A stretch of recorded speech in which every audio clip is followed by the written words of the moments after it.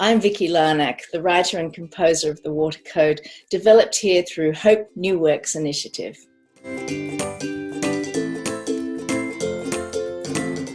Well, writers don't go out very much. We're always trying to stay in the zone and not get distracted. And we don't get to work with actors until we've got something ready for them to work on. So being able to meet every week from home and accomplishing such positive outcomes was like beyond rewarding. And I found it very comforting being together in a digital workspace. Also, I think the biggest advantage of this was the recordings.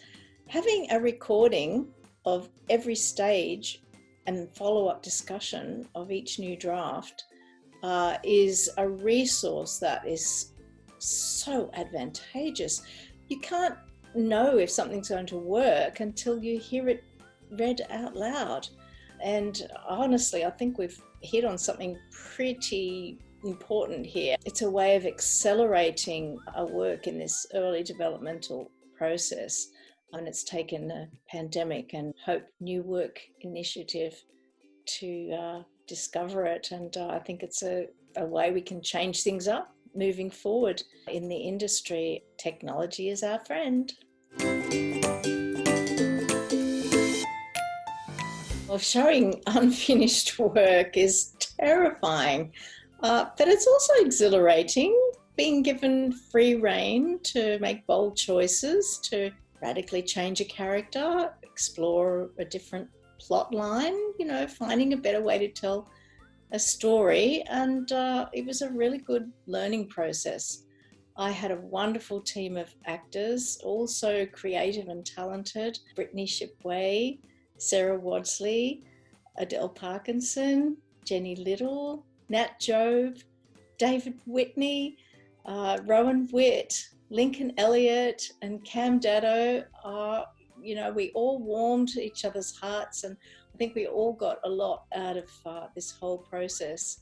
I just felt that I wanted to make the most of the time that I had with these incredible people. So I worked really hard to make each new draft better than the last every week. It wasn't always the case. Sometimes it was worse, but that's the beauty of it, being able to fail and make mistakes in a safe environment. We don't spend enough time on this early stage of writing, on the floor, so to speak. The progress has been incredible, and I feel I've got a really strong base moving forward with it. So I'm incredibly grateful.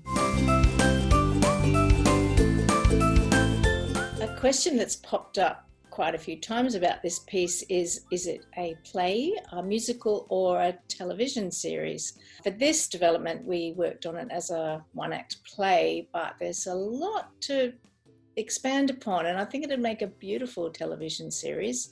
It's an Australian story, which is interesting to all of us and the world. And there's a lot of exploration and consulting still to do, but I'm excited about what we can do with this. For theatre, whether it's a play with music or a musical, well, I'll have to wait and see if the characters cry out to sing.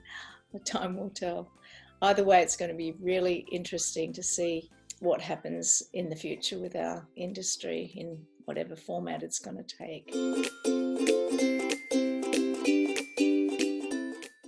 Well, a huge thank you to James, Christian, Meg and Roberto for bringing us all together and for the wonderful job they did in all the presentations for the writers.